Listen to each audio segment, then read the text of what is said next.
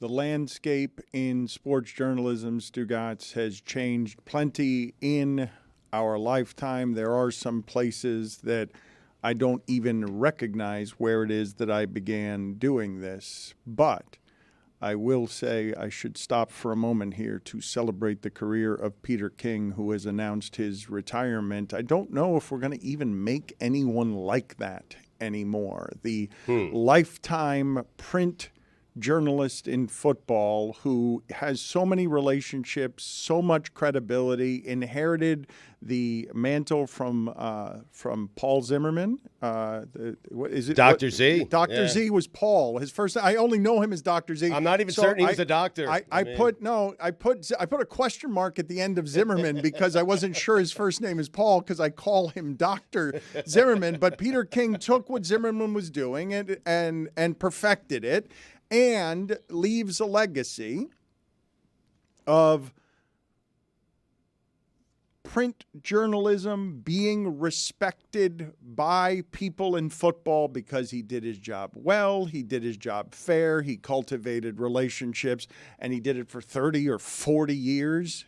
I'll carry the torch, Dan. I think it ended for Peter King when he was evaluating Billy doing dishes on God Bless Football. I think that was the end for him. Falsehoods. That was a high. Well, I do have top 5 kings of all time, if you're interested in honor of the great Peter King. No, the highest honor. Yes. You've got a top 5 there. It is one of the last things Peter King did with his career. It may be why he retired once he looked up and saw he was doing dishes with the Duke, and he saw the future of this business is the Duke, internationally acclaimed. I can't keep up with him. He's too good at all things, including washing dishes. Maybe I need to get out of the business now. I actually read his retirement article very early this morning, and it seems like he decided after last season this was going to be it, right? But he also kind of says, I'm retired, but I'm also kind of looking for something else to do just now what I'm doing right now. So I thought, you know what? I mean, it sounds like you're going to be coming on the show washing dishes with me a lot more often. Nothing but time on your hands now, you know what I'm saying? A little Peter and Billy podcast, maybe?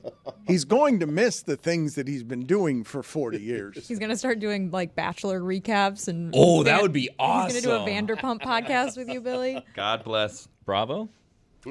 Oh. My man. Bleep that out. No one take that. Stugotz says I'm in. Couldn't name a show on Bravo. I'm No, guessing. I said my man. That's what I said. That's a fine. Doesn't Captain Lee.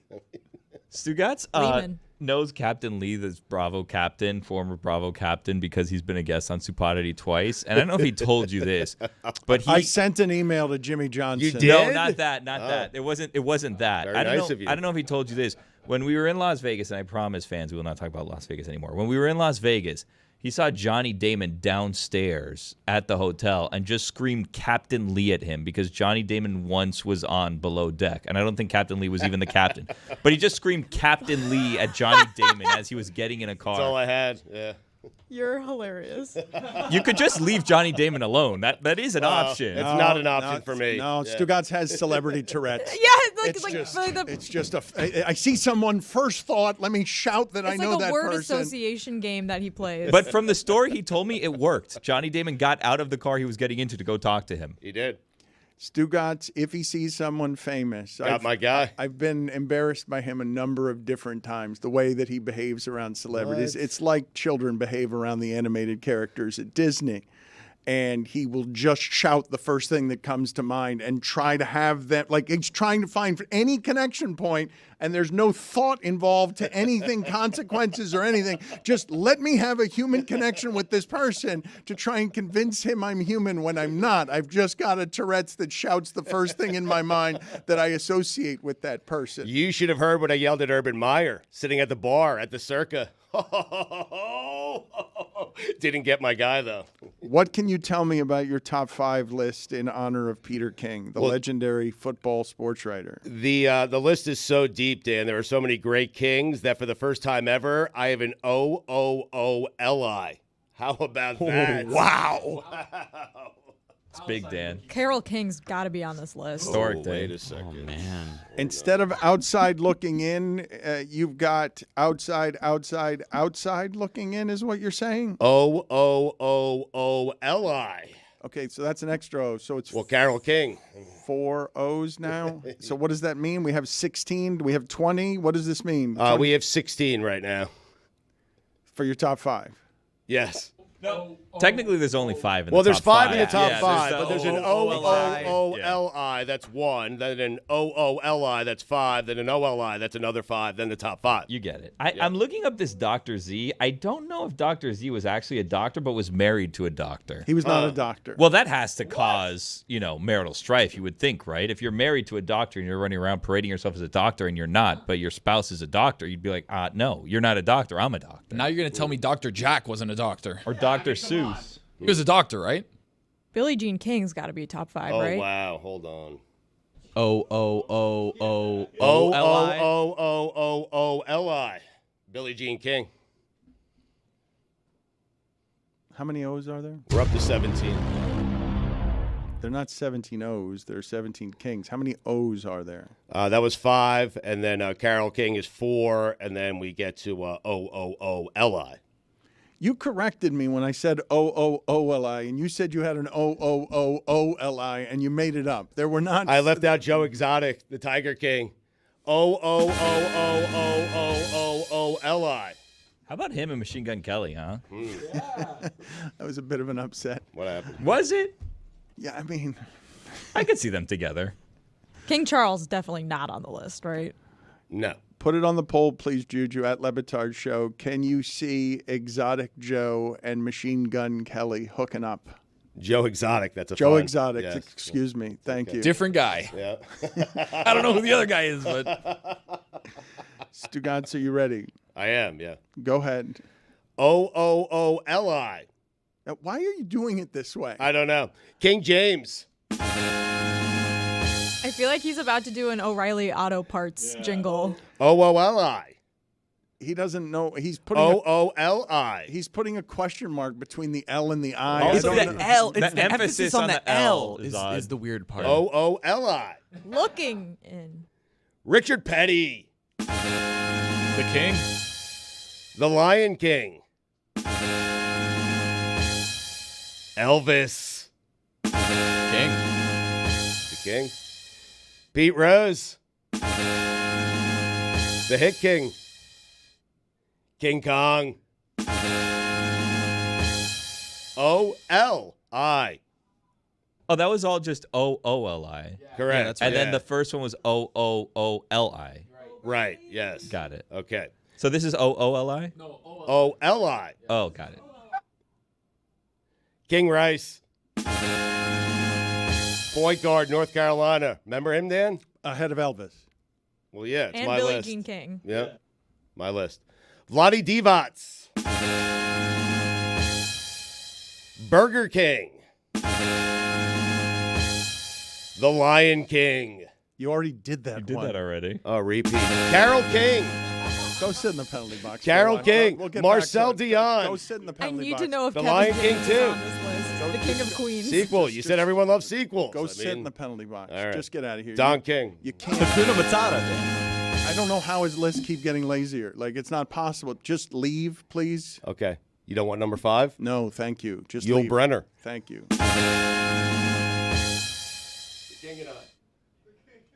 What about the top 4, Dan?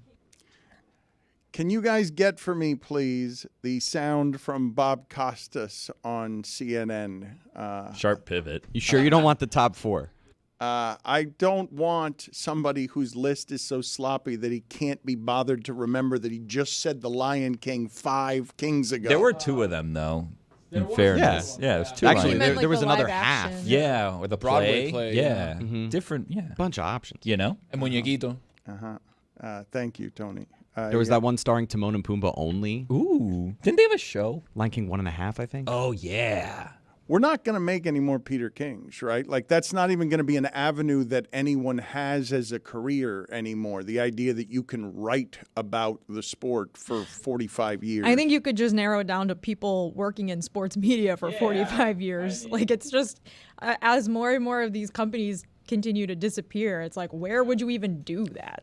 I was thinking over the weekend because I left here and I was surprised by the amount of objection that I got to the idea that J.J. Redick might make more in his broadcasting career than he did in his NBA playing career, given that, I'm in meetings where I'm listening to what the value of individual brands in media are. I know what the value of people are and what's being paid for it. And he's going to be able to work for 25 years in the media if he wants to, given the jobs that he's starting with at the start of his career. And he's going to be making millions of dollars and owning his own shit on the side as well, which is what so many of these content creators have learned. Everyone in the room disagreed with me on the idea that J.J. Redick would make more in his media career than in his playing career, when his media career can be 3 times as long as his playing career. As you say that, Dan, I actually do think about it. Like, he owns his YouTube channel that has 1 million subscribers. It's only going to get more as he, You guys goes through. all objected to it, and I'm like, I don't know what you guys are looking at in the media space, but it's collapsing. Like, everyone's going and grabbing their own lifeboats. I've said before to people around here and outside of here that in Florida, we have a number of different producers on this show that if they don't work on this show, this job doesn't exist anywhere in the state of Florida anymore. You guys are making more than like television anchors because of the way that local news is collapsing. And I don't know. We will get to this Bob Costas sound in the next segment, but I don't know how it is that the people in general listening to this, especially if they're voting for candidates running on a platform of fake media and just hatred for the media, I don't know if the people listening to this sort of understand the danger in what it is that's crumbling around you, because many generations of people haven't been taught that the media protects democracy. They think that the media undermines democracy, and it's just sort of like a backward way of looking at it, as I've looked at it my entire career. But I will say, in regard to Peter King, I am grateful for his grace over those years, that he would have that many contacts, would be that interested in informing the public, teaching the public about football, and would do what the best of the old head dinosaurs do, is evolve with the sport the way Kirkshin did, instead of fighting the advanced metrics and the changes and the whiz kids, learning how to intermingle with them to keep your career evolving from 40 years and beyond. I can't believe that he put anyone ahead of Elvis. Do we think DraftKings is on this list? Number 4, Great. Martin Luther King Jr. MLK. Mm-hmm. Number 3, Luke Robitaille. That's just wrong what you did. What? It's Black History Month. You can't do that. What do you mean? Just doing a list of top 5 kings of all time. He's not on it? He can't be number 4 Huh. behind Luke Robitaille. Number 2, Peter King. And number 1, Dano, DraftKings. We were worried. No Gretzky. No Gretzky, yeah. Nah, cup of coffee. Did you forget? Who? DraftKings, and then you were going to do I Wayne thought you meant Gretzky, and then Gretzky. you swapped it out. Perhaps. The Accountant 2 is filming now. What we were saying about sequels. Ben Affleck's The Accountant 2. It's going straight to Amazon. These damn Go executives. straight to hell. Account 1 wasn't bad. It was a good movie. It was fine, but we're just talking about sequels being made all over the place. I also saw that the director of Roadhouse was furious because he wanted a theatrical release, and he's only getting Amazon. It's going straight to Amazon, and he's feeling lied to. How many steroids is Conor McGregor on in that? All of them. I've seen that he's on Just all of them. Put it on the poll, please, Juju at Le Batard Show. Is Conor McGregor on all the steroids in Roadhouse? There's a reason why we haven't seen the announcement for the fight between him and Michael Chandler. We don't know what weight it is because we don't know what he can get off of in a matter of time to fit a certain weight. So Did Chuck Liddell fall off his boat? Chuck Liddell's fallen off a couple things. The thing with Conor McGregor, because Stugotz, he looks enormous now, physically just unreasonably thick, sort of looks in these trailers like a heavyweight. But the thing that I wanted to ask you about Kevin Garnett, and I don't know when this kind of stuff stopped being news that spreads. But Kevin Garnett said of LeBron James, he's on that Balco. He's on that new juice. And nobody cares.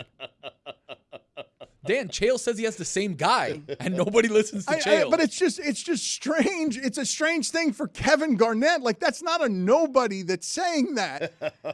Kevin Garnett saying that of LeBron James, to not have it become anything when at any time in my life, somebody being accused by a super famous peer of steroid use would be something that would become news. The NBA would never suspend him for that. Ever.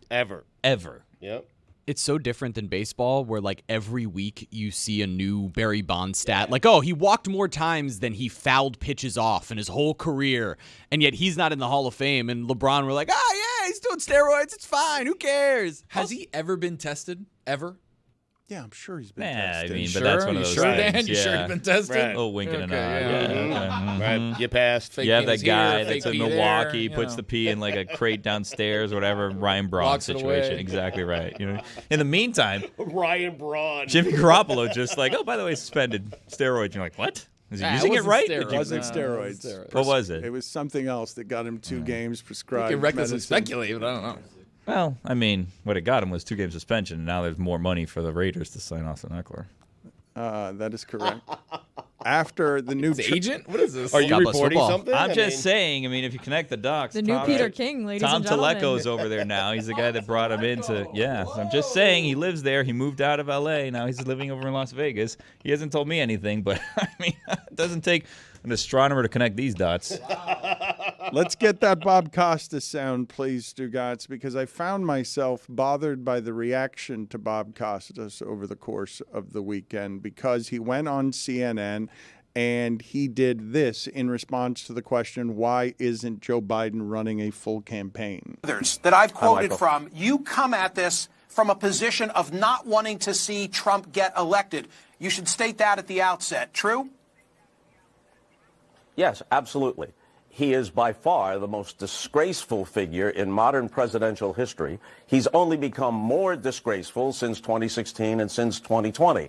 He is a bubbling cauldron of loathsome traits, and it's only those who are actually suffering from Trump derangement syndrome, which is the way they and Fox News and all the rest of MAGA media try to brush aside all the legitimate criticisms of Trump. You have to be in the throes of some sort of toxic delusion in a toxic cult to believe that Donald Trump has ever been, in any sense, emotionally, psychologically, intellectually, or ethically fit to be president of the United States. But his supporters are locked in on that. There is no cult of Joe Biden.